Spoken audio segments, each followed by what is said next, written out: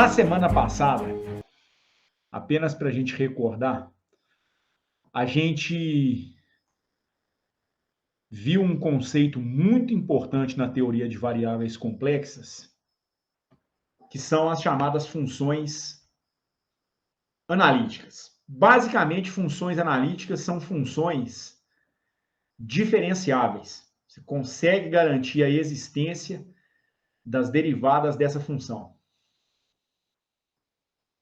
Em geral, quando você consegue garantir a existência da primeira derivada, você acaba conseguindo garantir a existência das derivadas de ordem superior também. Segunda, terceira, quarta, e assim por diante. E a gente viu que uma função, para ser tratada como uma função analítica, ela precisa obedecer a um conjunto de condições importantes, que são as chamadas condições de Cauchy-Riemann.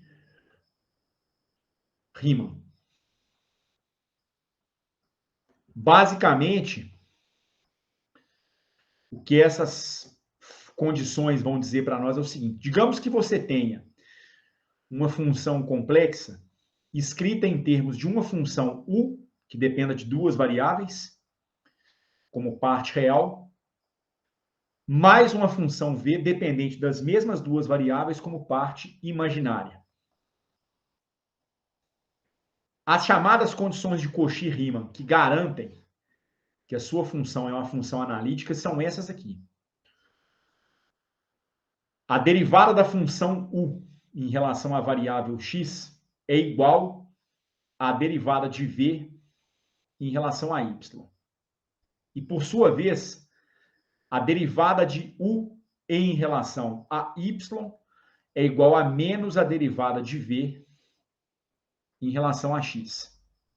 A gente viu também as expressões para essas condições em coordenadas polares, mas isso não vai ser importante para a gente, não, tá certo? Pelo menos para o que a gente vai fazer na sequência.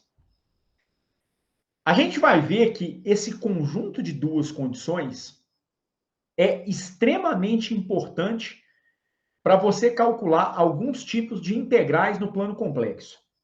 E aí, a partir de agora, a gente vai começar não mais a falar sobre derivadas no plano complexo, mas vamos falar sobre integrais no plano complexo.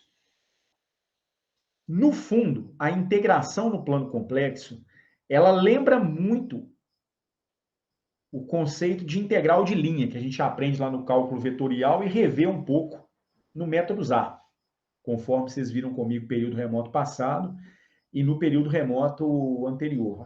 Acho que, se não me engano, acho que o Ederson e o Lucas não foram meus alunos de método ZA. Ô, Lucas, você chegou a ser meu aluno de método ZA na primeira vez que eu dei de forma remota? Eu fiz com você no presencial ainda, Edson. Ah, você fez no presencial. Isso lá em 2019, né? Isso. Tá. Então já faz tempo, é verdade. Eu lembro de você na turma mesmo. Mas lembra muito a noção de integral de linha. Mas tem alguns tipos de integrais que podem se tornar bastante complicadas de serem resolvidas, tratando com técnicas de integral de linha ou não. Quando a função é uma função analítica, a gente vai ver que o cálculo de algumas integrais no plano complexo, ele se resume a uma linha. Uma linha, unicamente. Não tem que fazer conta, não tem que fazer nada, desde que as condições de Cauchy-Riemann sejam satisfeitas. Ou seja, desde que a função seja uma função analítica.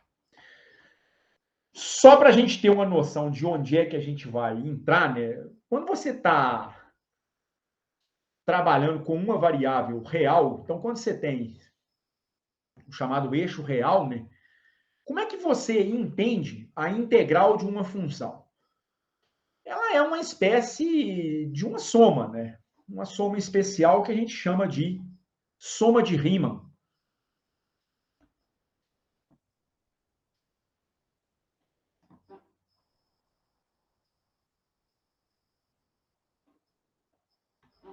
Ela vai equivaler a esse limite aqui.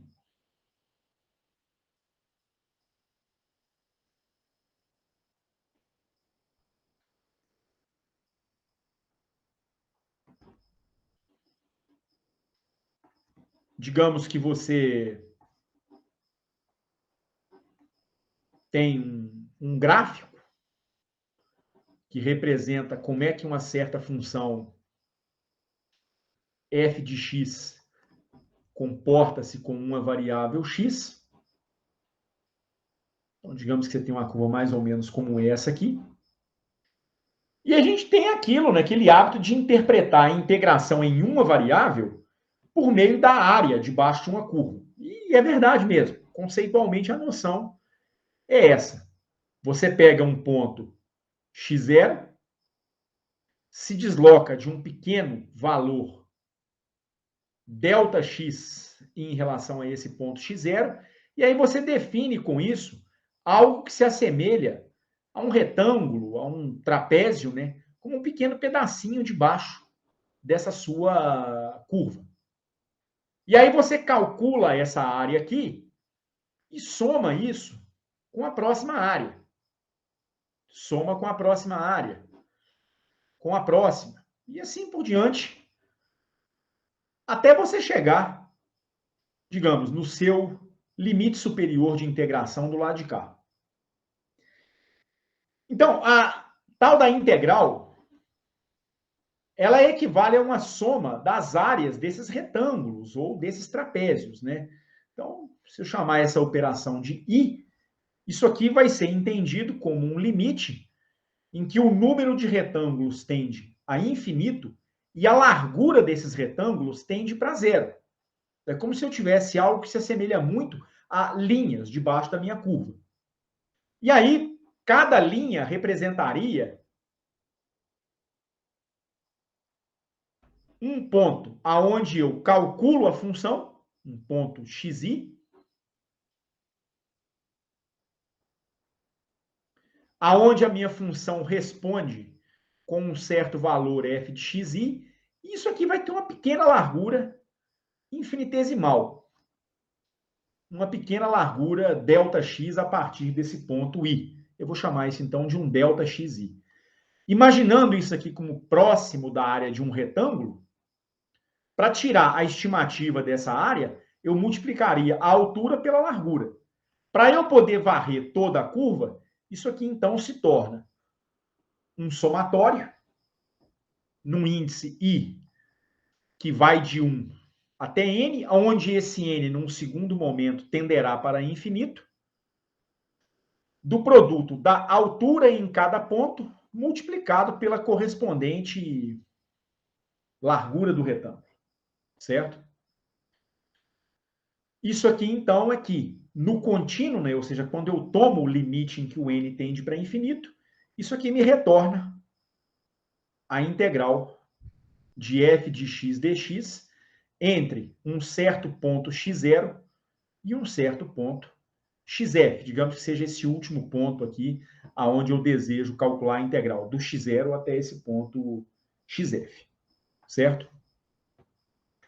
Isso é, vamos dizer assim, ainda que de maneira bem grosseira, a maneira como a gente entende a integração, né, do ponto de vista de uma função real. Você tem uma função dependente de uma variável. Agora, a nossa intenção é integrar uma função complexa. Então, nós não estamos mais trabalhando com uma variável. Estamos trabalhando com duas. Você tem uma variável ao longo do eixo x, você tem uma variável ao longo do eixo z. Então, para o plano complexo, né,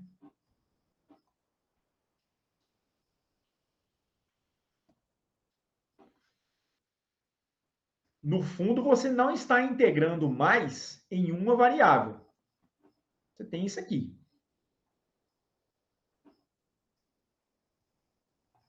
Você tem um conjunto de eixos onde eu tenho a parte imaginária de uma certa variável z, complexa, a parte real de uma certa variável z, e esse z é uma coordenada real mais uma coordenada imaginária. Do ponto de vista conceitual, digamos que eu tenho uma curva que une um certo ponto A no plano complexo até um certo ponto B. Digamos que a curva seja essa aqui. Ora, Calcular a integral seria calcular uma soma em cima de vários segmentos de curva ao longo desses aqui. Ao longo dessa curva aqui. Cada gomo desses aqui tem uma pequena largura, vamos dizer assim, ΔZ, representa uma variação no número complexo Z. Então, você vai ter tanto uma variação na parte imaginária, quanto uma variação na parte real, pelo menos para a maioria dos nossos gomos. Integrar a função ao longo desse caminho é muito semelhante, então, a fazer uma integral de linha. Você não vai medir a integral ao longo de uma curva, debaixo de uma curva. Você vai medir a integral em cima de uma curva. Então, a integral no plano complexo, ela se assemelha. Na verdade, ela é equivalente no final das contas, né? A integral de uma função no plano complexo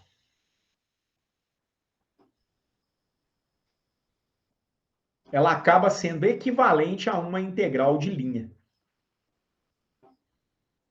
Reparem o seguinte. Nós não temos na integração no plano complexo algo similar ao que aconteceu aqui, em que eu tenho uma função dependente de uma variável. Uma única variável. Aqui eu tenho uma função, que é a função que representa essa curva aqui, e essa função ela é dependente, na verdade, de duas variáveis. Uma que eu chamo de parte imaginária, que é o y, e outra que eu chamo de parte real, que é o x. Então, o f não representa uma relação entre essa variável e essa, como é no caso da função de uma variável. Aqui, essa função é dependente do valor do lado de cá. Aqui não. São duas variáveis independentes. E a função, que por enquanto eu não sei que função é essa, que eu estou deixando uma coisa bem geral, é dependente tanto do ponto do eixo imaginário quanto do ponto do eixo real. Então não dá para fazer a associação que eu faço na integral de funções de uma variável com a noção de integral e área debaixo de uma curva. Só faz sentido fazer isso quando você tem uma conexão entre a função que está na vertical, no eixo vertical, e a variável do teu eixo real. A função sendo dependente dessa variável. Aqui não. As duas variáveis são independentes uma da outra. O que é dependente é o f. E o f não está representado nesses eixos aqui. Na verdade, o que eu tenho para o f é esse desenho dessa curva aqui. Então, não estou pensando em calcular uma área debaixo dessa curva. Eu tenho, então, um certo caminho C no meu plano complexo. Isso aqui vai representar para mim um caminho de integração.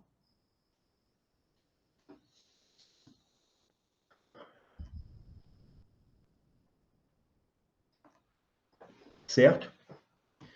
E aí o que nós temos é o seguinte. A integral ao longo desse contorno da minha função f de z, integrada na variável complexa de integração dz, ela se assemelha a uma soma de Riemann.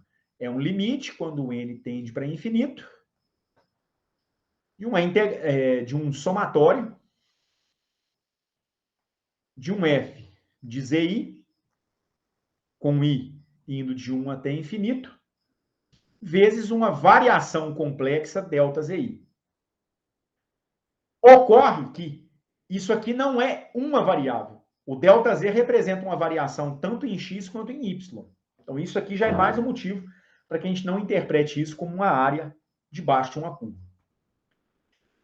Se eu tenho que a minha função f de z tem uma parte real u, dependente de x e y, mais uma parte imaginária i, vezes v, dependente de x vezes y, quem seria o meu dz?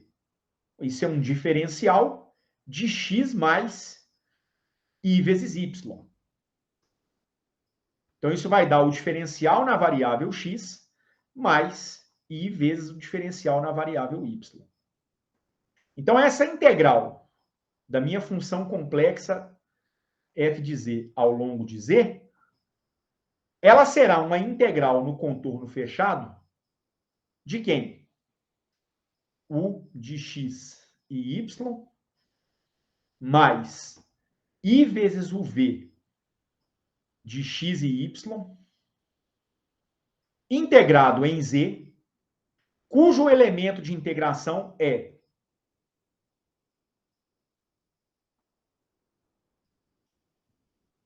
um dx mais um i vezes dy. Ok? Isso aqui vai ser o que no final das contas? A gente vai ter um conjunto de 4 integrais para resolver aqui no final das contas. Isso aqui vai dar a integral de u feita em x.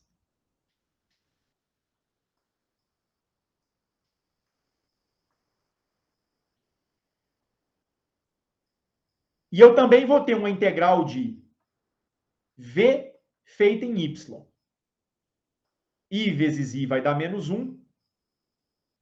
Vou integrar v de x, y, integrada em y. Mas essa é a integral que envolve as partes reais. Porque o u e o v são duas funções reais. O imaginário, o complexo aparece, é aonde o i vai aparecer. Então, eu separei as partes reais e agora eu tenho uma segunda parcela aonde os termos serão proporcionais a i. E aí eu vou ter i vezes v integrado em x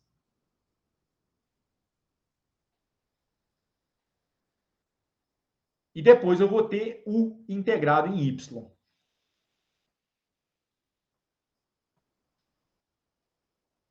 Fecha colchete aqui, fecha colchete aqui. Então, a integral de uma função que tem parte real e parte imaginária vai me dar uma integral real e vai me dar uma integral correspondente a uma parte imaginária. Até aí,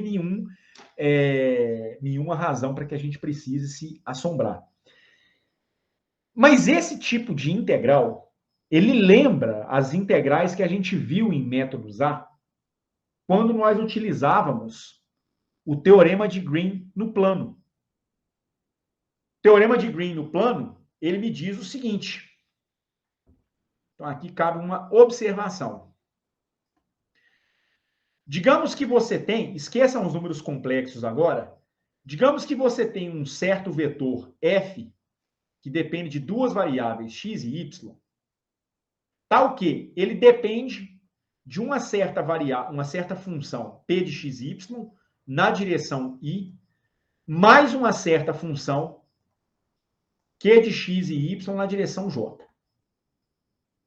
Aí você tem uma curva e você quer integrar esse vetor f ao longo dessa curva. Essa curva, ela possui, ao longo da sua construção, elementos de caminho de valor dr. Isso aqui, então, para mim, representa um elemento de comprimento.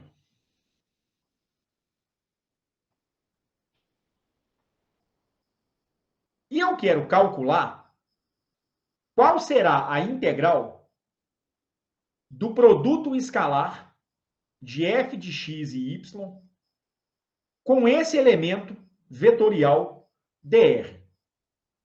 O dr, como todo vetor no plano, ele vai ter uma componente na direção x, que eu vou chamar de dx, mais uma componente na direção j, que eu vou chamar de dy. Então, isso aqui é um dx na direção i, mais um dy na direção j.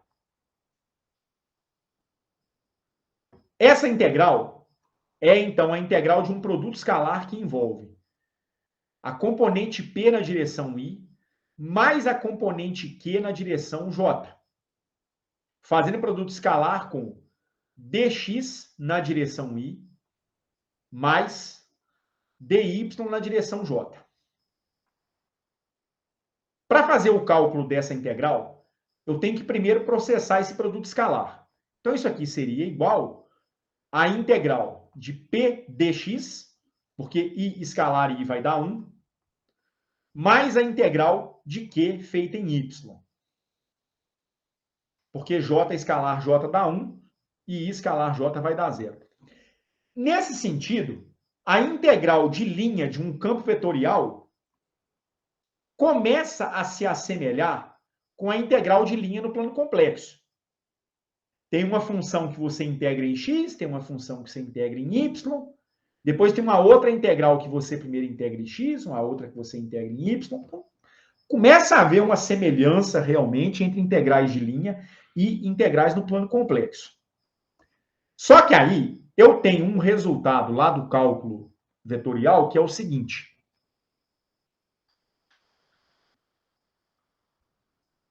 Do chamado teorema de Green no plano, a integral de P de xy dx mais a integral de Q de xy dy, se esse contorno de integração for um contorno fechado, então tem que ser uma curva fechada para esse resultado que vem na sequência valer, isso equivale a uma integral que é uma integral de superfície. Então, você converte uma integral de linha numa integral de superfície. De quem? Da derivada de P em relação a y, parcial, menos a derivada de Q em relação a x, parcial, integrada em x, integrada em y. Então, digamos que o seu contorno de integração é esse aqui. Uma curva doidona como essa aqui. O lado esquerdo do teorema de Green é uma integral calculada em cima da borda dessa região. O lado direito é calculado dentro da região. Então veja que tem um contorno fechado que limita uma superfície plana. Dentro dessa superfície plana, eu tenho, digamos, pequenos gomos, retângulos, em que cada um tem componentes de tamanho dx na vertical e dx na horizontal. Então, a área desse elemento aqui é o produto de dx por dy. Isso aqui, então, é um elemento.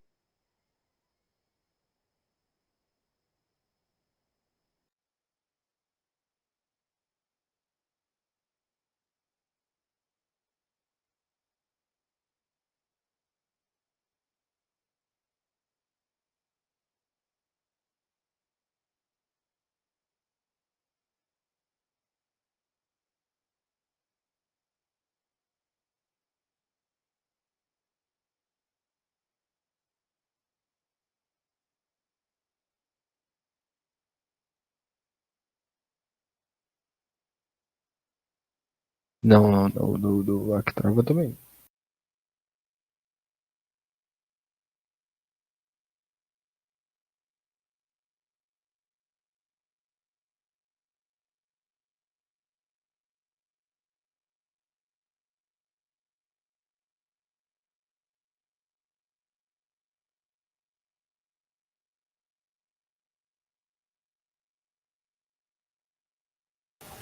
Hoje estava indo bem.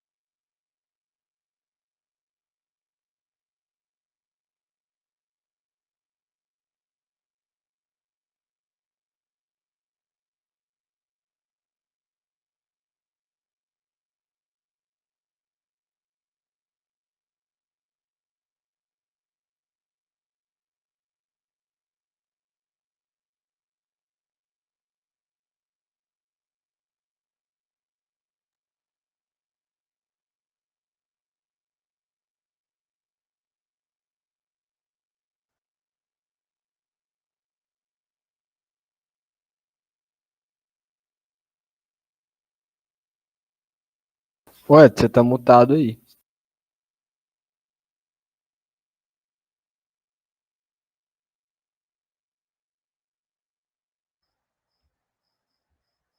Eu estava dizendo que eu retomei novamente, né, mas nessas condições, né, o computador reiniciou aqui de novo, vamos tentar continuar, tá joia?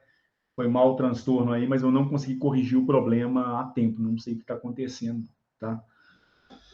Bom, vejam só, tentando retomar de novo o que eu estava fazendo, o que o teorema de Green no plano me dá é uma relação entre uma integral de linha e uma integral de superfície.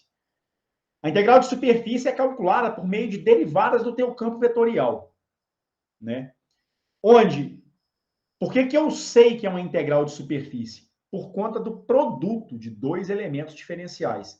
Aqui, então, eu tenho um elemento de integração dx, aqui eu tenho um elemento de integração dy, então daqui eu vou ter um elemento de área, que é o produto de dx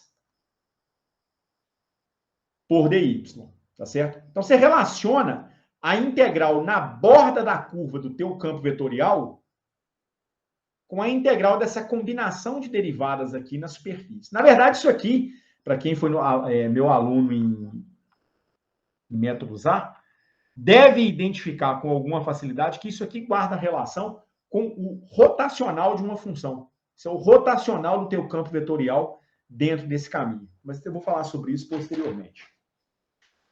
Eu apenas retomei o teorema de Green pelo seguinte.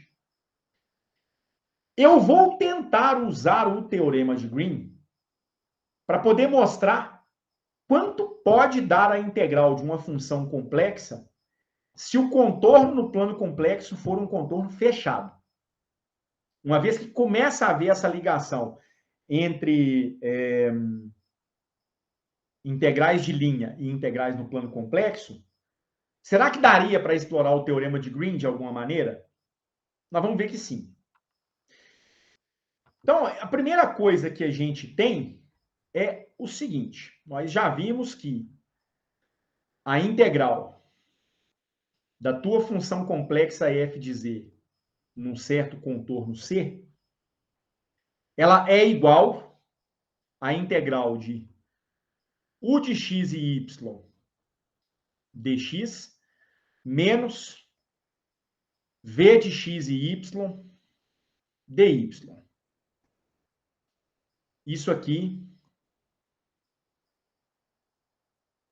somado com uma segunda integral que é igual à integral no mesmo contorno de v de x e y integrado em x mais u de x e y integrado em y.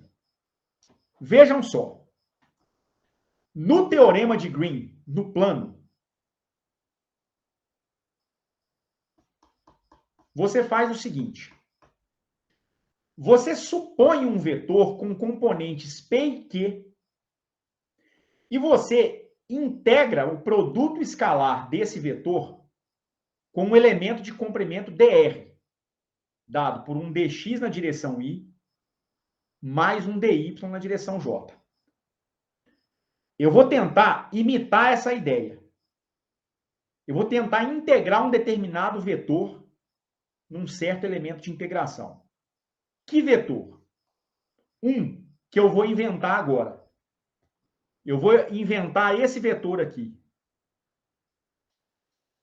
Eu vou inventar um vetor A que é dado por um u de x e y na direção i menos um v de x e y na direção j.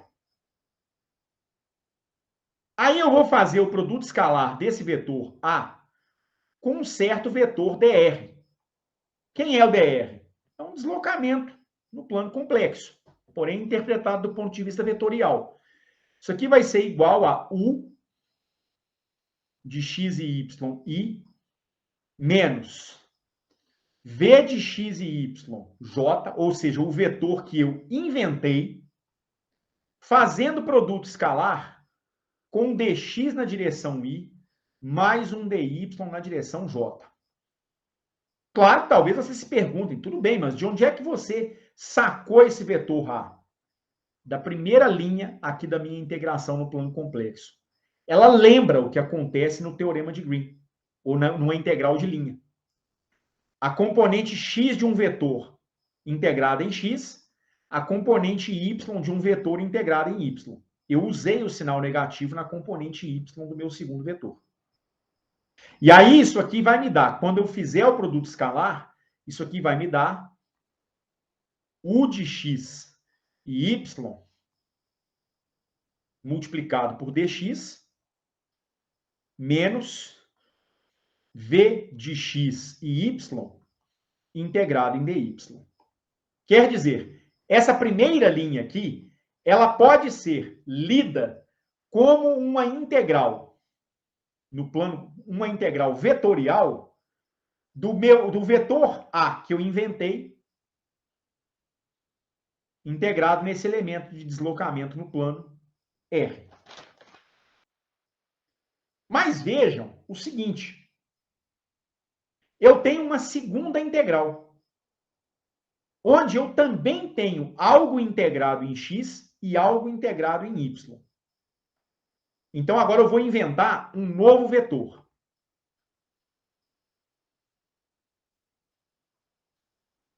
Eu vou inventar um vetor B que tem componentes v de x e y na direção i mais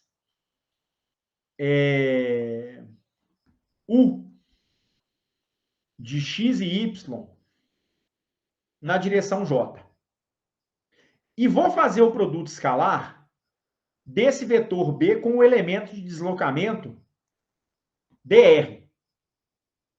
V na direção i mais u na direção j, que faz produto escalar com o dx na direção i mais o dy na direção j. E talvez agora tenha ficado mais claro de onde eu inventei o B. Eu enxerguei a possibilidade de escrever isso aqui na forma de um produto escalar, chamando V e U como as componentes de um segundo vetor. E aí eu ficaria com V de x e y integrado em x, mais U de x e y integrado em y. Tá claro o que eu fiz até agora? Sim. Sim. Então, a minha integral da função complexa f de z, dz, por enquanto, esse contorno ele não precisa ser fechado, não. Assim, por enquanto, é um contorno qualquer no plano complexo. Ela pode ser traduzida como uma integral de u de x e y dx menos v de x e y dy, primeira parcela, mais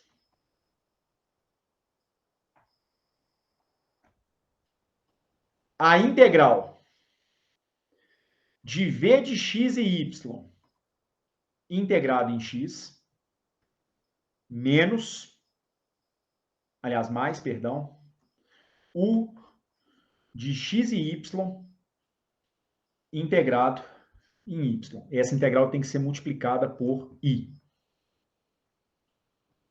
Isso aqui agora pode ser expresso como uma integral de um produto escalar. Uma integral de um vetor A ao longo desse elemento dr, mais i vezes uma outra integral num contorno no plano de um vetor B fazendo produto escalar com dr. Ou seja, deu para traduzir o que acontece no plano complexo em termos de uma integração vetorial de dois vetores que eu saquei do bolso e que eu chamei por enquanto de A e B. Agora eu vou lembrar o que é típico do teorema de Green. do teorema de Green, a gente tem as seguintes situações.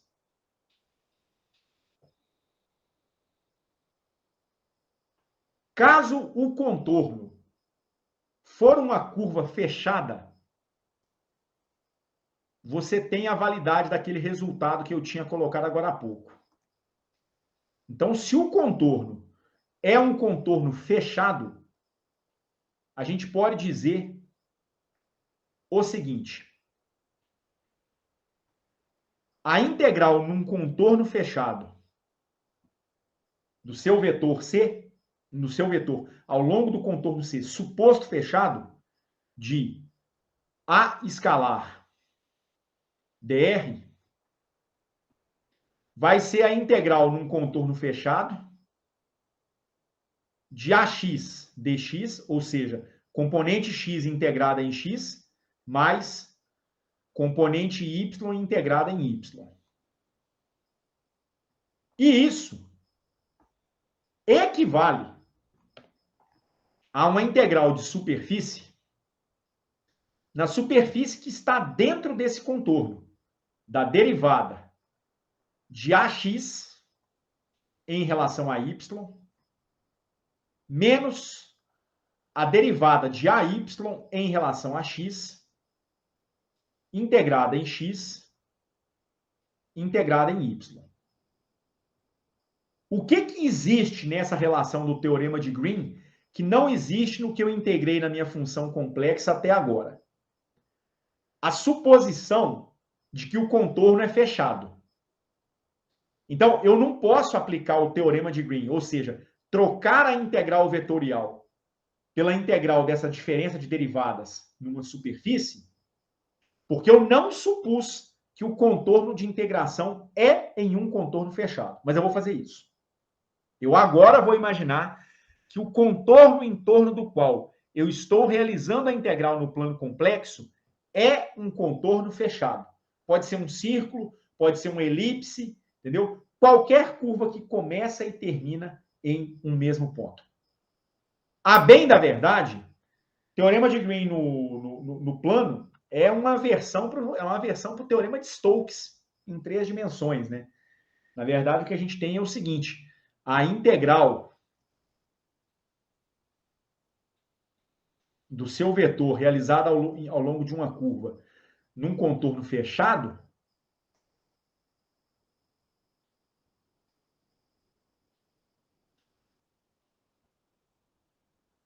ela é igual à integral de superfície do rotacional desse seu vetor,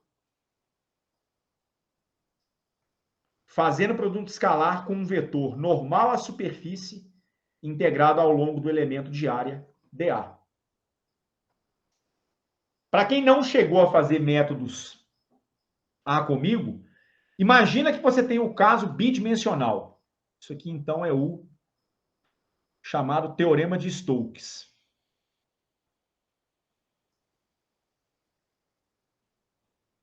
Quando você tem o caso bidimensional, o teorema de Stokes ele se converte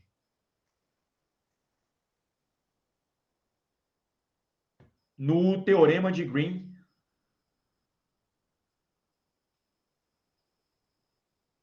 no plano. Vejamos por quê. Em 2 dimensões, o seu vetor teria uma componente x na direção y mais uma componente y na direção j.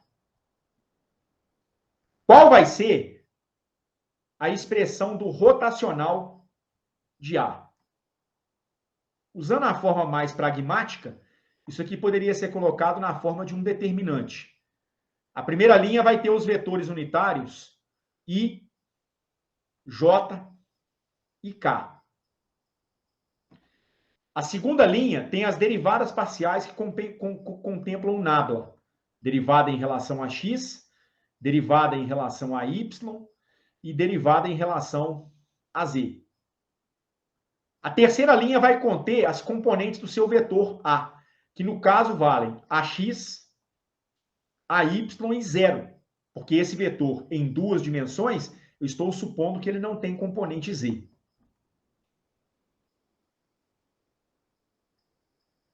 Se você calcular esse determinante para tirar a expressão do rotacional, você vai ver que isso aqui vai dar a derivada de ax em relação a y menos em relação a y menos a derivada de AY em relação a x. Em que direção? O vetor é planar, está no plano xy. O rotacional ele vai sair perpendicular ao plano em que o vetor se encontra. Ele vai sair no eixo K. Pode fazer a continha aqui que você vai ver que a única componente que sobra é o K. Ó, Edson. Pois não? Na verdade, acho que tá com o sinal trocado, cara. Do menos K do jeito que você escreveu aí, né? Hã? Acho que o sinal aí tá trocado. Seria a derivada x positiva, não?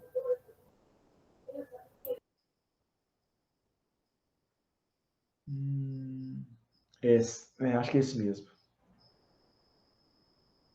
Eu fiquei reparando nisso no primeiro desenho que você fez do Teorema de Green, só que lá você pegou o sentido anti-horário, né? Desculpa, o sentido horário. Aí eu acho que inverteu, porque eu acho que o Teorema de Stokes é para o sentido anti-horário, né? Ou eu não sei, eu confundo. Eu acho que tá certo, hein? Eu acho que é isso mesmo, é anti-horário. Eu também reparei. Não, tá certo, é isso aqui, ó. Derivada de AY em relação a x menos a derivada de AX em relação a y. As outras todas vão zerar. Então aqui tá certo mesmo. Aliás, aqui tá errado. Kevin tem razão. O único termo que vai sobrar é esse aqui. Os demais todos vão zerar. Então dá a derivada de AY em relação a x menos a derivada de AX em relação a y. Agora está certo. E ele vai ter a direção K. Estava trocado realmente, porque o Kevin tem razão. Isso aqui é o que vai sobrar, então. Do ponto de vista do teorema de Stokes, para você poder fazer essa integral de superfície, você precisa de um vetor normal à superfície. É isso que esse seu N aqui descreve. O N não é um vetor qualquer. O N ele vai ser um vetor unitário, perpendicular à superfície. E daí? Daí o seguinte, vamos identificar quem que é esse N para o nosso caso, então. No fundo, você está trabalhando em duas dimensões. Você está aqui no plano XY. Aqui você tem o eixo Z. Você tem um vetor unitário K que aponta no eixo Z positivo. Um vetor unitário I que aponta para cá. E um vetor unitário J que aponta para cá. Para aplicar o teorema de Stokes, ou teorema de Green no plano, eu tenho que supor que a curva é fechada. Como eu estou integrando em x e em y, tem que ser uma curva planar aqui, no plano XY.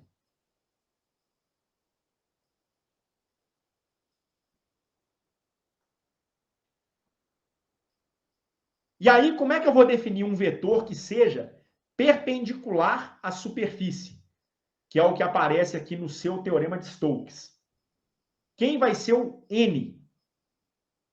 Aqui é bem fácil de perceber, né? Nesse contexto da integral no plano XY, um vetor que faz 90 graus com a superfície, ele tem que apontar aqui na direção do K. Então, aqui você vai ter o N chapéu igual a K. Poderia ser menos K? Poderia. E aí também seria perpendicular à curva. Mas aí, por convenção, você define o sentido do vetor unitário pela maneira como a curva está sendo descrita. Aí, nesse caso, você faz o seguinte. É algo parecido com a regra da mão direita, que vocês aprendem lá em cálculo vetorial, lá em física 3. Você envolve a curva com os dedos da sua mão direita no sentido em que a curva está sendo percorrida. Então, nesse caso, o meu dedo está entrando dentro do plano da página onde eu estou escrevendo. E nesse caso, o polegar vai apontar para onde é o vetor perpendicular à superfície. Curva descrita nesse sentido, entrando dentro da página, o K vai apontar para cima. Por isso que o N versor é igual ao vetor unitário K. Se você descrevesse a curva no sentido contrário, seus dedos envolveriam a curva saindo da página. O vetor normal à superfície, por convenção, apontaria para baixo. E seria o menos K. Tá certo? É isso que a gente está fazendo, então, no final das contas. Então, o seu rotacional tem uma direção K, e o vetor unitário, nesse caso, também tem uma direção K. Você vai fazer o produto escalar, então, de K com K, no final das contas. Ok? Bom, o que nós estamos fazendo, então? Retomando o que a gente quer fazer, eu fiz esse preâmbulo aqui a respeito de variáveis de campos vetoriais, né? Teorema de Green, teorema de Stokes, enfim. Mas, no fundo, eu estou trocando uma integral no plano complexo por duas integrais vetoriais. Eu ainda não posso afirmar que eu posso utilizar o teorema de Green no plano, porque para usar o teorema de Green no plano, o contorno ele tem que ser fechado. Eu vou fazer essa suposição agora. Então, eu agora vou supor que o contorno no plano complexo é fechado.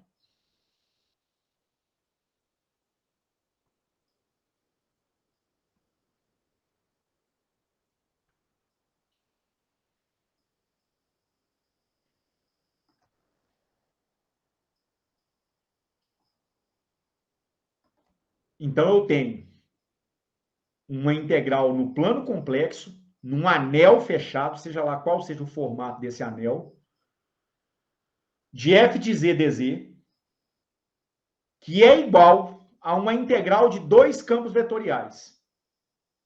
Uma integral num contorno fechado de A escalar dr mais I vezes a integral de B escalar dr, onde agora eu estou supondo que o contorno é fechado. É contorno fechado? Então, a integral de linha pode ser convertida numa integral de superfície através do uso do teorema de Green no plano. Então, eu agora posso usar o teorema de Green no plano, só porque o contorno é fechado. E aí, isso aqui poderia ser escrito da seguinte maneira. Isso vai ser uma integral de superfície de quê? Da derivada da componente x do seu vetor em relação a y. Então, a derivada de ax em relação a y, menos a derivada de AY em relação a x. Integrado em quê? Em x? Em y? Não. A integral é feita numa superfície. Então, integrado em dx e em dy. Ô, Edson, Oi. você vai manter aquele sentido invertido mesmo? Tá errado de novo? Você fez igual estava no começo. Não. Eu quero o sentido certinho agora. É a y em relação a x. Até não vai fazer diferença para onde eu quero chegar, Kevin. Mas vamos fazer a coisa certinha como tem que ficar, ok? Tá trocado, então tá trocado. Então, a y em relação a x menos a derivada de ax em relação a y. Mais I vezes integral de linha de um vetor no contorno fechado pode ser substituída por uma outra integral de superfície por meio do teorema de Green no plano. E aí eu vou ter a derivada de by em relação a x menos a derivada de bx em relação a y, integrado em x, integrado em y. São dois rotacionais, então. Um rotacional para o campo A, um rotacional para o campo B. Agora, como é que eu tinha chamado os meus vetores? Eu tinha definido os vetores A e B da seguinte maneira.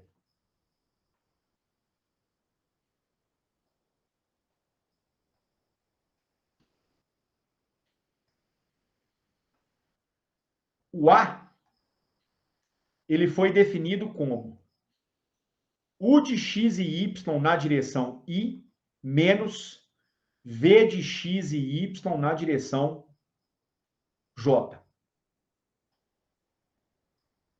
O B, ele foi definido como sendo V de x e y na direção I mais U de x e y na direção J. Então, o que são o A e o B? São dois vetores escritos em termos das funções que definem a minha função complexa. Os números complexos, eles ainda estão no problema, aqui, nas componentes desses vetores que eu inventei, U e V. Está tudo aqui ainda. Só que eu estou tentando escrever isso numa linguagem, certo? Numa linguagem de campos vetoriais. Ok? E aí eu vou ter a integral da minha função f de z dz, que vai ser igual a quanto? A integral da minha função é a derivada de AY em relação a x. AY é a componente vertical do meu campo vetorial. Ela vale menos v. Então, isso aqui dá a integral na superfície limitada por esse meu contorno da derivada de v de x e y em relação a x. Menos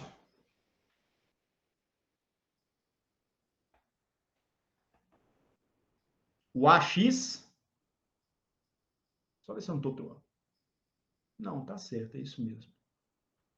O AX é U menos V. Não, tá certo. Menos a derivada do AX em relação a Y. Então, a derivada de U de X e Y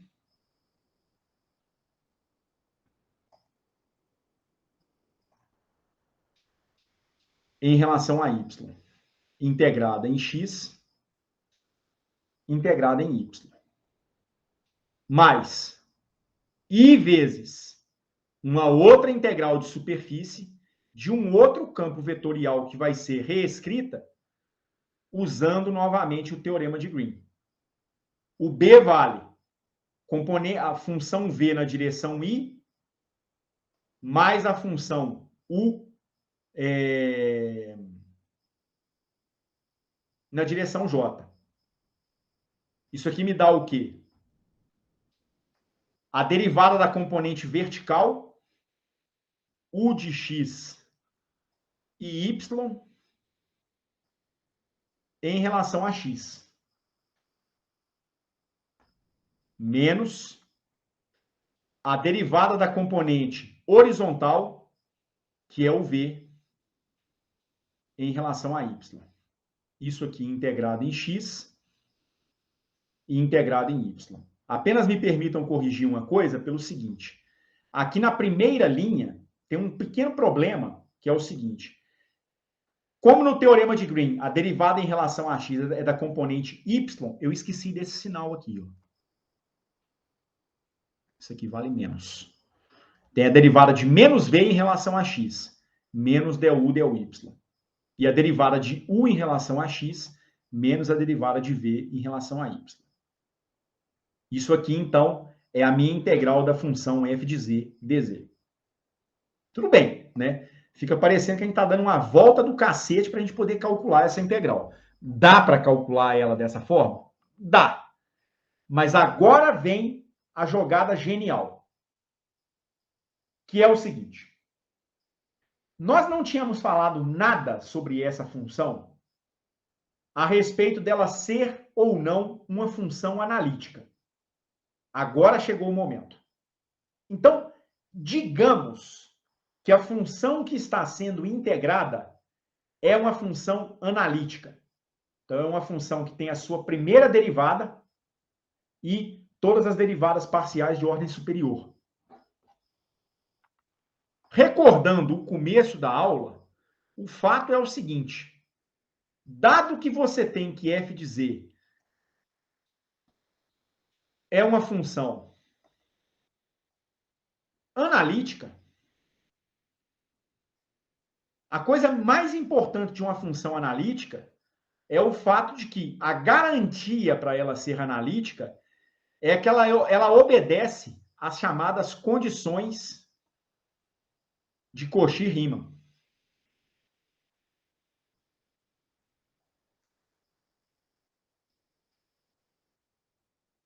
Então, se a sua função f de z, aliás, perdão, f de z igual a u de x e y mais um i vezes v de x e y, se essa função aqui é analítica,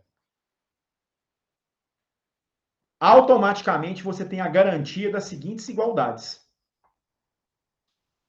A derivada de u em relação a x tem que ser igual à derivada de v em relação a y.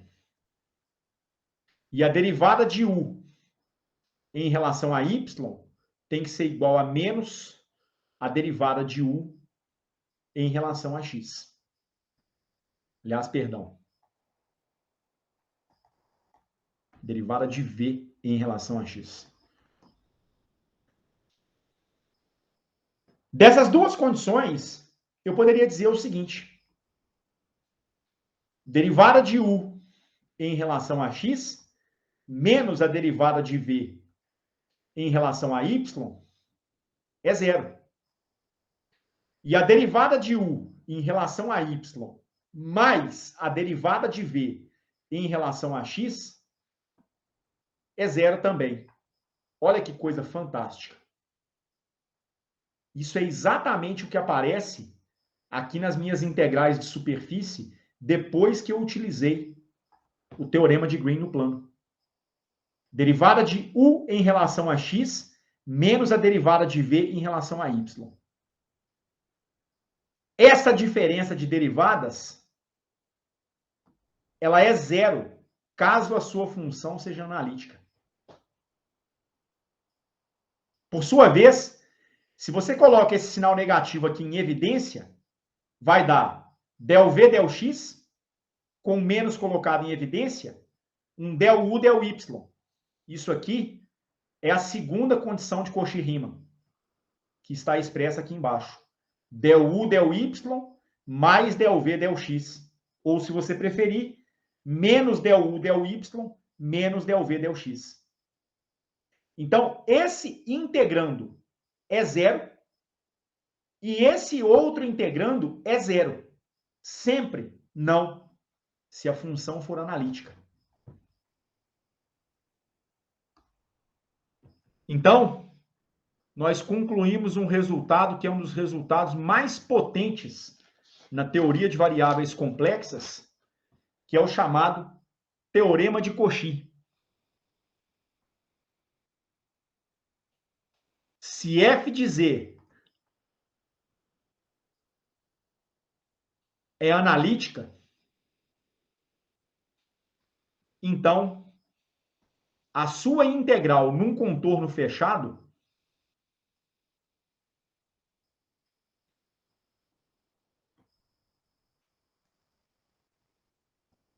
é sempre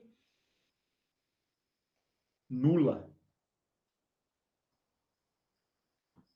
A integral num contorno fechado de f de z dz é igual a zero se f de z é analítica.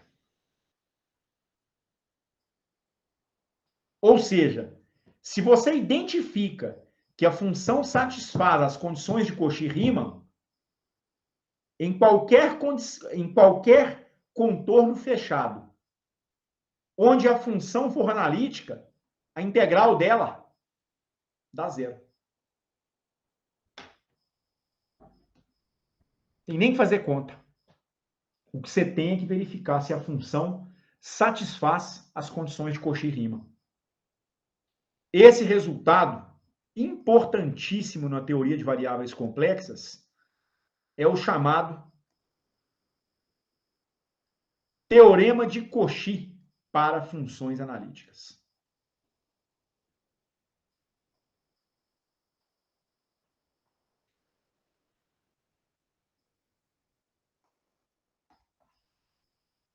Exemplo.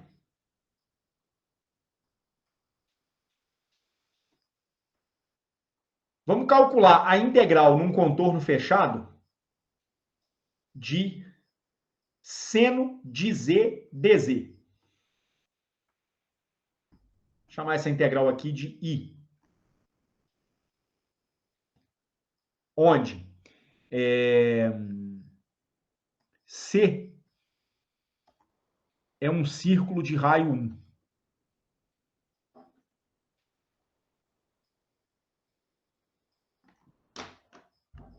Então, você vai estar pensando em integrar essa função seno nesse contorno de integração aqui. Ó. Digamos que você tem uma circunferência. Só um minutinho, por favor. Cadê o raio dessa figura?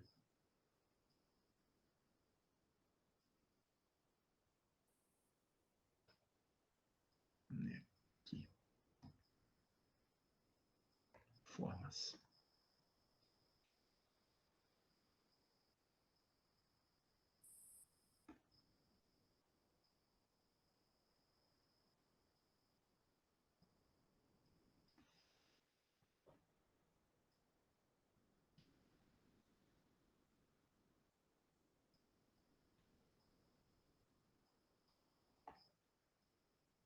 Bom, tá aí o círculo que eu queria.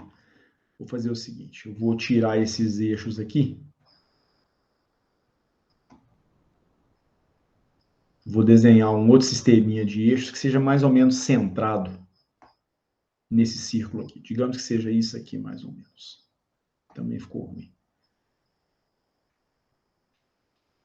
Mais ou menos isso aqui. Digamos que você quer integrar essa função dentro dessa região aqui. Então, isso aqui, para mim, representa um círculo de raio unitário. É um negócio muito engraçado, né? Porque a gente fica com a impressão, principalmente porque a gente traz isso lá do cálculo de uma variável, do cálculo de várias variáveis, que a integral de seno vai dar cosseno. Ou menos cosseno, sei lá. Né? Então, há uma tentação inicial em querer dizer que isso aqui vai dar menos cosseno de z. Não é verdade. Essa função não dá menos cosseno de z.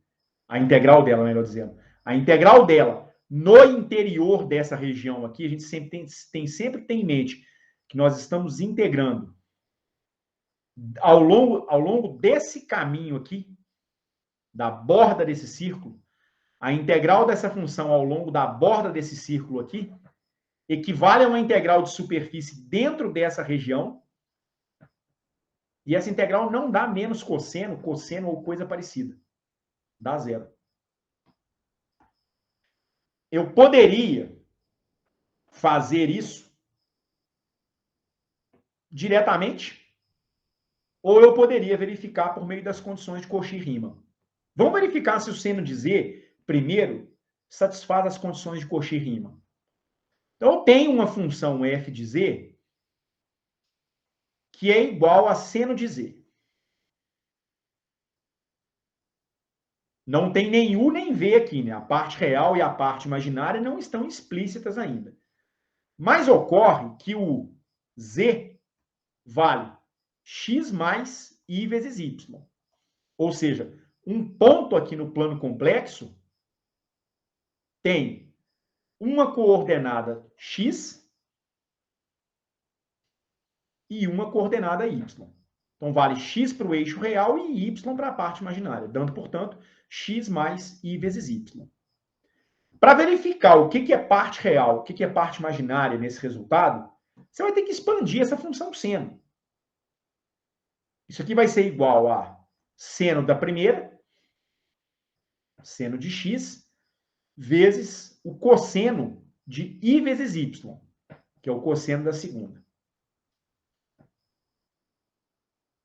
Mais seno da segunda, que é o seno de I vezes y, vezes o cosseno da primeira, cosseno de x. Talvez ainda não tenha ficado evidente o que vai ser parte real, o que vai ser parte imaginária, pelo seguinte: o I ainda está dentro do cosseno, nessa parcela aqui, né? E está dentro do seno nessa outra parcela. Para eu poder ter parte real e parte imaginária, ou eu poder dizer exatamente quem vai ser a parte real, u de x, y, e ter um I fora das funções, vezes o v de x e y, talvez eu precise reescrever cosseno de IY e seno de IY. Agora vejam bem. Da relação de Euler, você sabe que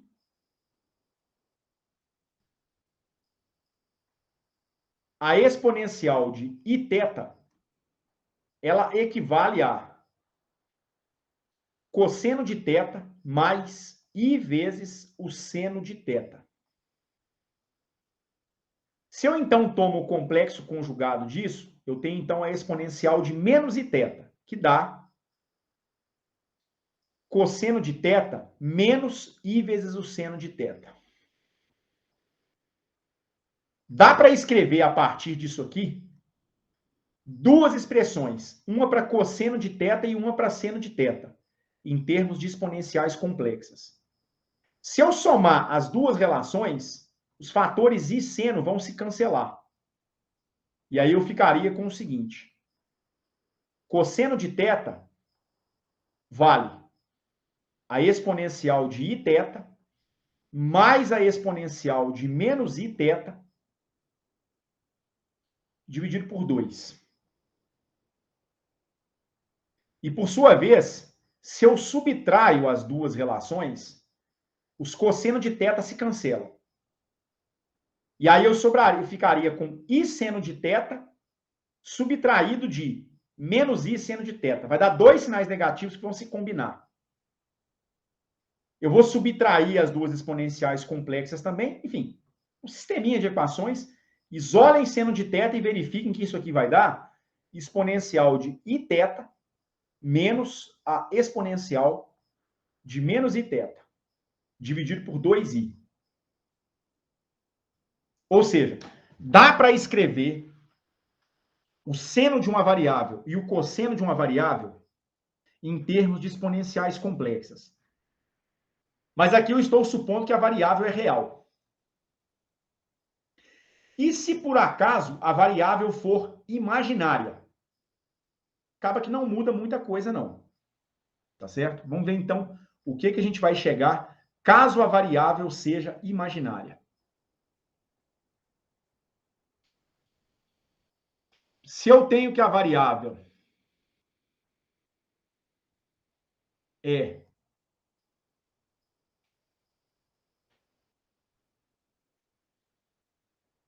imaginária, como então que eu faço para calcular seno de I vezes θ E como que eu faço para calcular cosseno de I vezes θ? Na verdade, o seno de variáveis imaginárias e o cosseno de variáveis imaginárias, isso aqui se transforma em funções hiperbólicas. Isso aqui vai virar o chamado seno hiperbólico e vai virar o cosseno hiperbólico. Você consegue mostrar isso com relativa facilidade. Então, se eu quero calcular, por exemplo, o cosseno de IY, como é no caso cosseno de Iθ, né?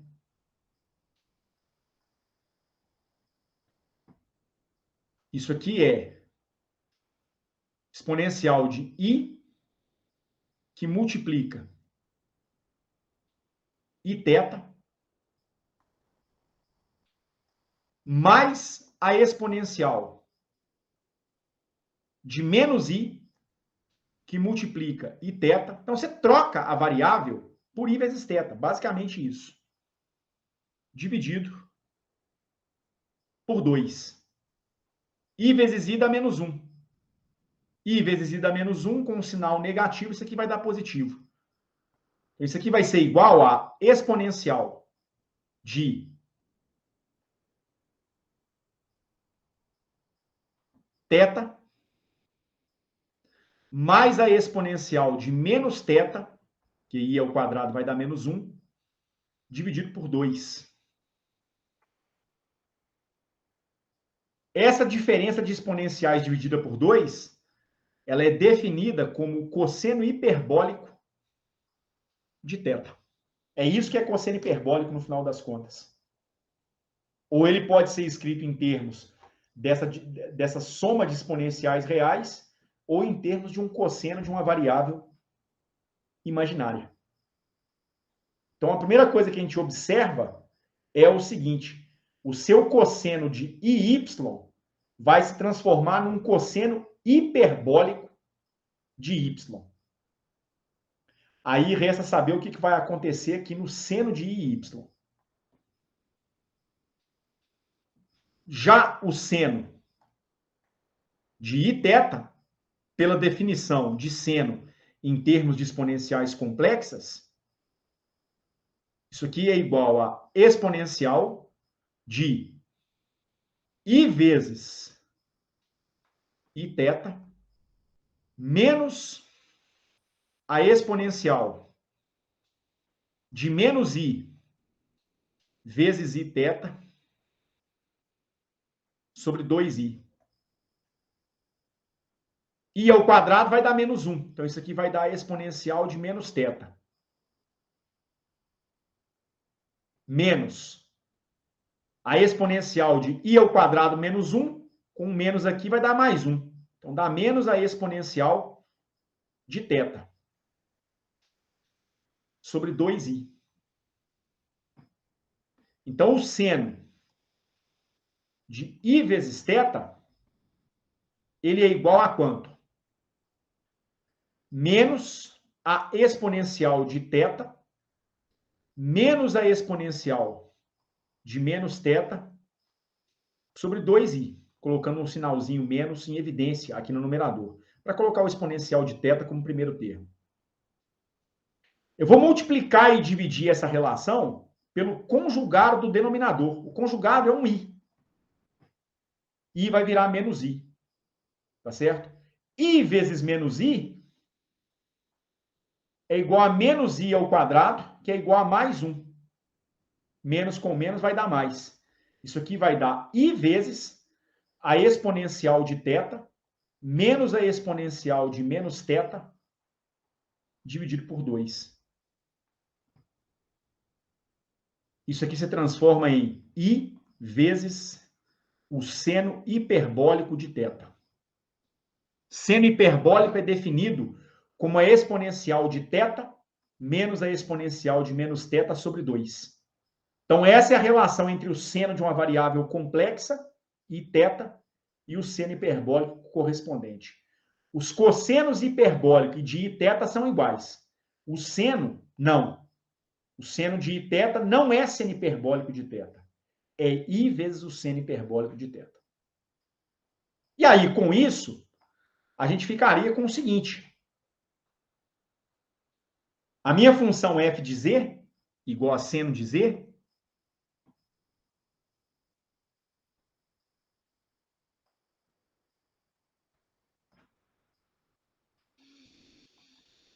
o meu f de z igual a seno de z, que foi escrito como seno de x cosseno de iy,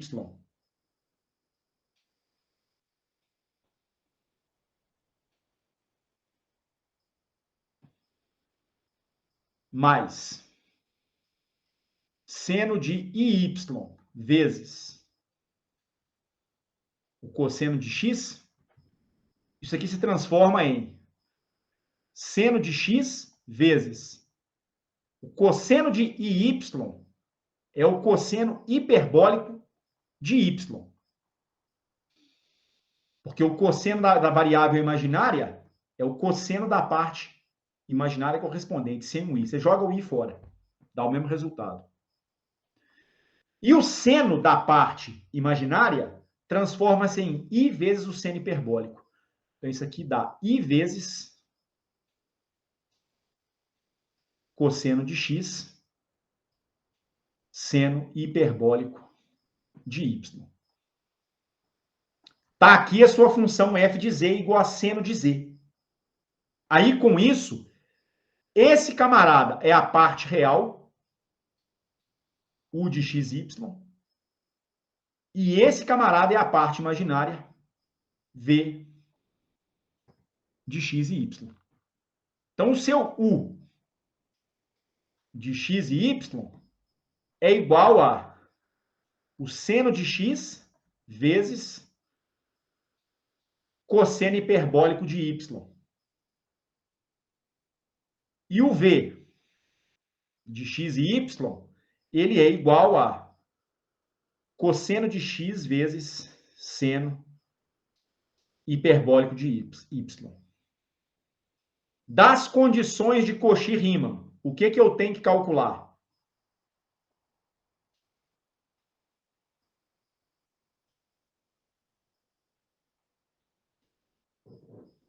Derivada de u em relação a x menos a derivada de v em relação a y. Isso aqui tem que ser, isso aqui de cara não tem que ser zero, não. Você tem que calcular isso, tá certo? Isso é a derivada em relação a x do seno de x cosseno hiperbólico de y menos a derivada em relação a y do cosseno de x vezes seno hiperbólico de y. Ora, são derivadas parciais. Então, a derivada de seno x cosseno hiperbólico de y, você tem que atuar com a derivada só em seno de x. Você vai ter cosseno de x vezes cosseno hiperbólico de y menos cosseno de x vezes derivada do seno hiperbólico, cosseno hiperbólico de y. Esse cara é igual a esse. Então, a gente conclui que a derivada de u em relação a x é igual à derivada de v em relação a y. É o suficiente? Não. Isso é a satisfação da primeira condição de Cauchy-Riemann. Agora temos que satisfazer a segunda. Aí vem derivada de u em relação a y menos a derivada de v em relação a x igual a zero. De onde eu tenho derivada em relação a y de u. Quem é u? Seno de x cosseno hiperbólico de y.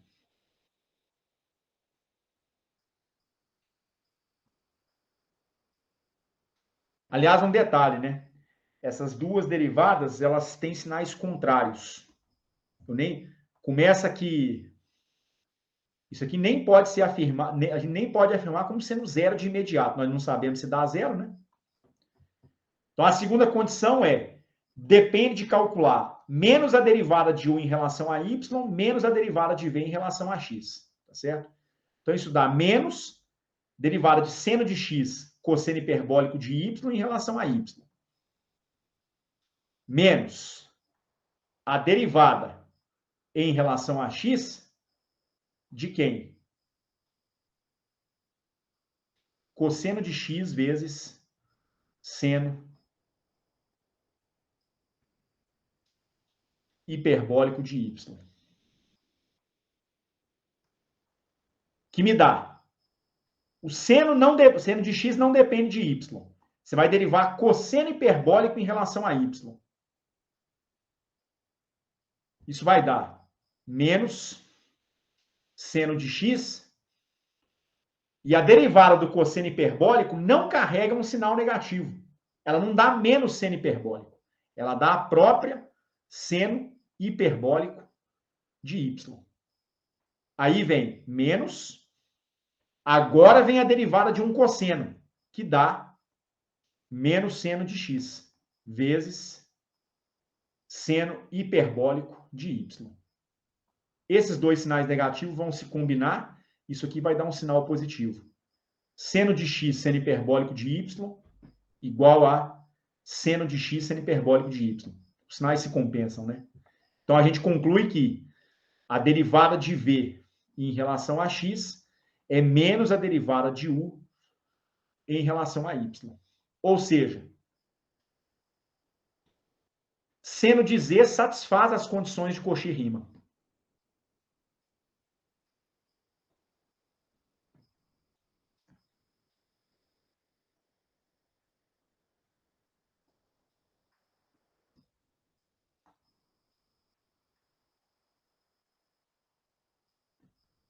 Logo, a integral naquele círculo de raio unitário de seno de z dz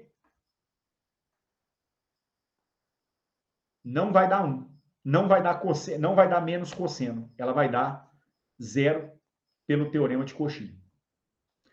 É lógico que se você não quiser fazer a coisa pelo teorema de Cauchy, você pode escrever o dz como dx mais idy, pode escrever o seno de z como uma função u de x e y mais i vezes v de x e y, como eu fiz agora há pouco. E calcular as integrais que vão aparecer. Você pode fazer isso? Pode, não tem problema nenhum, não. Mas ao fazer o conjunto de 4 integrais que vai aparecer, você vai chegar nesse resultado aqui. Vai dar muito mais trabalho. Então, quando você quer resolver uma integral no plano complexo de uma função, a primeira coisa que você tenta investigar é se a função é analítica. Ou seja, se ela satisfaz as condições de Cauchy-Riemann. Satisfez, teorema de Cauchy na veia. A integral da função em um determinado contorno fechado, onde a função é analítica, dá 0. Não tem que fazer conta. Foi nesse sentido que eu disse. Dá para resolver a integral em uma linha. Ah, mas eu tive que verificar as condições de Cauchy. Verdade, teve. Mas à medida em que você se habitua, você vai bater o olho na função e vai ver se ela é analítica ou não. Porque, basicamente, a função não é analítica quando tem algum ponto dentro do contorno em que ela não existe, em que ela não é bem definida. Não é o caso do seno. O seno existe para qualquer valor, seja ele complexo ou real, não tem nenhuma restrição. Então, daria para dizer por esse argumento que a função seno é analítica, e ela vai ter suas derivadas, enfim, certo? Então, em muitos casos, você já consegue enxergar que a função é analítica de imediato, mesmo que você não verifique as condições de Cauchy-Riemann. O ideal, por segurança, é verificar. Tá certo? O ideal é verificar. Verificou, bateu as condições de Cauchy-Riemann, Zé fini. Você vai aplicar o teorema de Cauchy, que te garante que a integral de uma função analítica num contorno fechado dá zero. Sem conta do ponto de vista de solução das integrais. Em linhas gerais, deu para entender? Mesmo com a interrupção que a gente teve lá atrás? Mas a ideia, a filosofia da coisa, deu para entender? Sim. Deu sim. Sim, tá tranquilo. Ok? Então, isso vai ser extremamente importante na sequência de problemas e nas coisas que a gente vai fazer na sequência, tá certo? Nas nossas próximas aulas. Testar a analiticidade da função pelo teorema de Cauchy. Se ela for analítica, se a função for analítica, não gasta conta para poder resolver a integral. Dá zero pelo teorema de Cauchy. Tá certo? Em razão da dedução que a gente fez na aula hoje, apoiada no teorema de Green no plano. Um detalhe, que é o seguinte: esse resultado vale para qualquer integral de função analítica? Não. Não vale. Há uma exigência muito sutil, que é a exigência do contorno ser um contorno fechado. Se é um contorno aberto no plano XY, você não tem nenhuma garantia que a integral tem que dar zero. Não há nenhum compromisso mais de que a integral dê zero. Não há esse compromisso mais. Tá certo? Mas uma coisa bastante curiosa, isso aí eu já posso garantir para vocês o seguinte. Digamos que eu queira integrar uma função que é analítica desse ponto até esse ponto aqui. Aí, digamos que eu vou realizar primeiro esse contorno de integração, depois eu vou vir por esse contorno de integração, depois eu vou vir por esse contorno de integração ou por esse contorno de integração. Imagine que a função que você está integrando é analítica. A integral ao longo desses contornos diferentes não tem que dar zero, porque o contorno não é fechado. Mas, novamente, em razão do teorema de Green no plano, se a função for analítica, a integral em cada um desses contornos dá o mesmo resultado. Isso aqui, né, lembra muito que a gente discutiu na parte de cálculo vetorial do curso de métodos A, de ser um campo conservativo. Então, as funções analíticas, via de regra, vão descrever campos vetoriais conservativos. E a integral de um campo conservativo no plano não depende da natureza do caminho. Ela depende de onde o caminho começa e onde o caminho termina. Então, se o conjunto de caminhos começa e termina no mesmo ponto, e se a função é analítica, você consegue garantir que a integral terá o mesmo resultado em todos os caminhos. Tá certo? Não há a necessidade de se calcular a integral em cada um dos caminhos individuais. Não vou fazer isso agora por conta do horário, já são quase 11 da noite, tá certo? Na nossa aula de quarta-feira, a gente vai começar a aula com um exemplo como esse. Vou pegar uma função para ser integrada, uma função até simples, que é analítica, e ela vai ser integrada em 2 ou 3 caminhos diferentes, que não são fechados. Então, não dá para usar o teorema de Cauchy. Não dá para dizer que a integral vai dar zero. Mas os caminhos vão começar e terminar no mesmo ponto. A gente vai ver que o resultado das integrais ele dá igual. Tá joia? Mas isso aí é assunto para a nossa próxima aula. Por hoje eu me dou por satisfeito. Beleza? Alguém quer perguntar alguma coisa? Quer comentar alguma coisa? Edson, então não existe nenhum problema de integrar uma função que não seja analítica? Como é que é? Teria algum problema em integrar uma função que não é analítica? Tem. Tem vários. Tem vários problemas onde a gente vai integrar funções que não são analíticas no plano complexo. Tem vários problemas. Vários problemas. No plano complexo é possível integrar.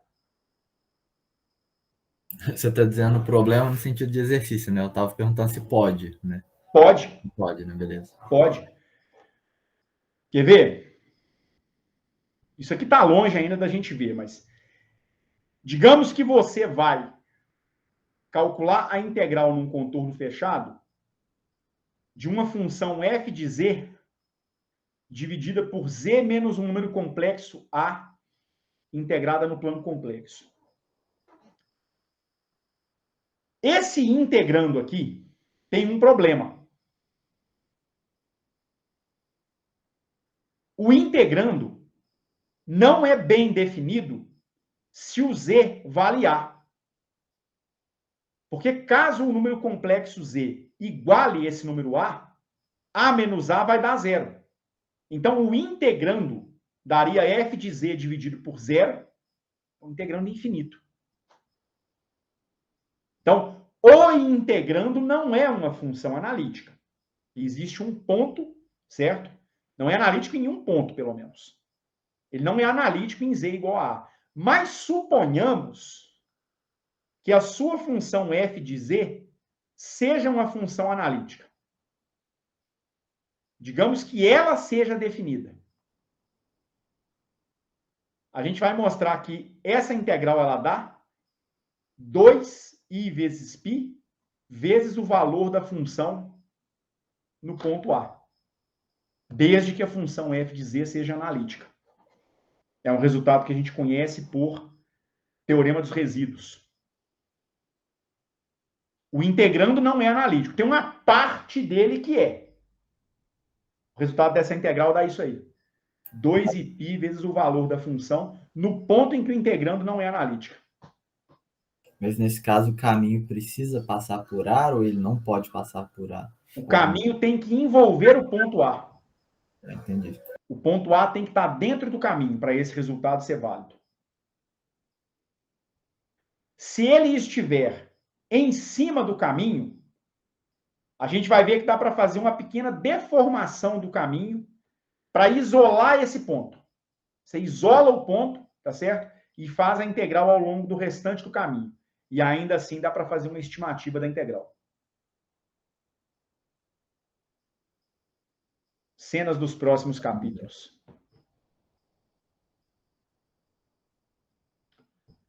Mais alguma pergunta, gente? Ô Edson, tem como você voltar lá naquela página que tá o gráfico? Fazer uma pergunta. Qual o gráfico, Henrique? O último gráfico que você fez com o círculo. Esse aqui. Seria esse? No plano cartesiano normal, essa integral já daria zero, né? Porque a área de cima com a de baixo se anularia e daria zero. Tudo Mesmo bem. é válido? Tudo bem. Só que você tem que levar em conta o seguinte. Nesse caso, você está integrando a área do círculo. Você não está integrando a função seno de z. Não, eu concordo com você. Se você quiser calcular a integral do círculo, então você faria a integral de x ao quadrado mais y ao quadrado dx, dy.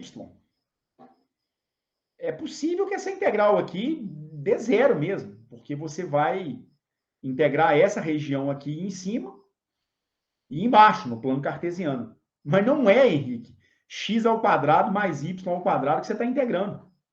Você está integrando a função seno. Foi essa a pergunta. Eu queria saber se no plano complexo o mesmo é válido. Não. Você não interpreta a integral no plano complexo como uma integral te dando uma área. Não é a integral da função, a integral debaixo da curva da função. É uma integral de linha. Na verdade, a integral que você está calculando, Henrique, é a integral de seno de z aqui. Você está integrando apenas na borda do círculo. É a integral de um vetor ou de uma função complexa aqui, na borda do círculo onde o cálculo está sendo feito. Não é uma integral de área. É uma integral de uma função ao longo de uma linha. Essa é a diferença. Mas você mostra que é possível relacionar essa integral com uma outra aqui dentro. Mas ainda assim não é a integral de um círculo. É a integral de uma coisa que depende das derivadas lá do seno, do cosseno hiperbólico igual eu tentei mostrar, que cai nas condições de coxa e rima. Mas, originalmente, cara, o problema que você está resolvendo, e você não pode perder isso de mente para você entender o que você está fazendo, é que você está tomando a função complexa, seno de Z, e integrando ela aqui, nessa borda. É isso que está sendo feito. Só nessa borda aqui. Na borda do contorno. É isso que está sendo feito. Percebeu a diferença? Uhum. Mas eu pensei isso porque não foi nem porque eu tinha desvinculado esse pensamento, mas é porque eu tinha um lapso de memória de CVT que essa integral de linha também dava zero. Mas eu acho que então dá 2π, né, multiplicado pelo raio, se não me engano. Então. Certo?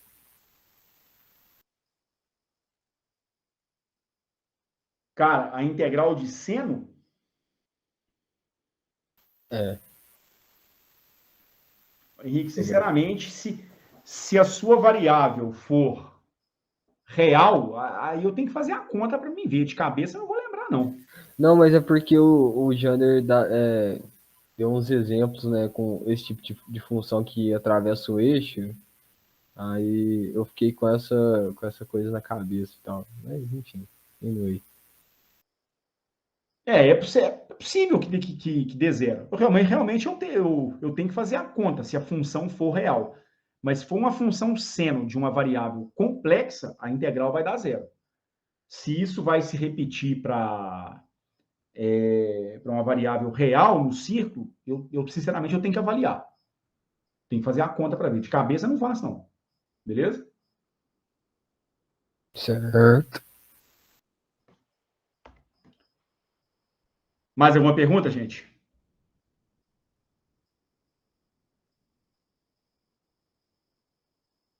Então tá bom. Olha, bom, gente, boa noite para vocês. Então, me desculpem o transtorno de hoje, tanto no começo da aula quanto no meio da aula. Realmente fugiu ao meu controle. O Vitor assistiu a minha aula de mecânica e estatística hoje à tarde e a aula correu tranquilamente o tempo todo. Mas eu já tinha avisado para os alunos de física e estatística que poderia dar problema, porque o computador já estava meio estranho já. Não deu na física e estatística, foi dar de novo por volta de 8 e pouca da noite. Aí eu tive problema para iniciar a aula e também no meio da aula. Mas acabou que deu para salvar, acabou que deu para dar pelo menos uma parte razoável do que eu pretendia para a aula de hoje. Tá bom? Quarta-feira a gente continua, então. Não, tudo bem, tá tranquilo. Entendeu até bem. Então tá Obrigado, bom. Edson. Até mais. Gente, um abração para vocês. Boa semana, viu? Até quarta-feira, viu? Até. Até. Boa noite, Henrique. Boa noite, gente. Boa noite. Tá gravando.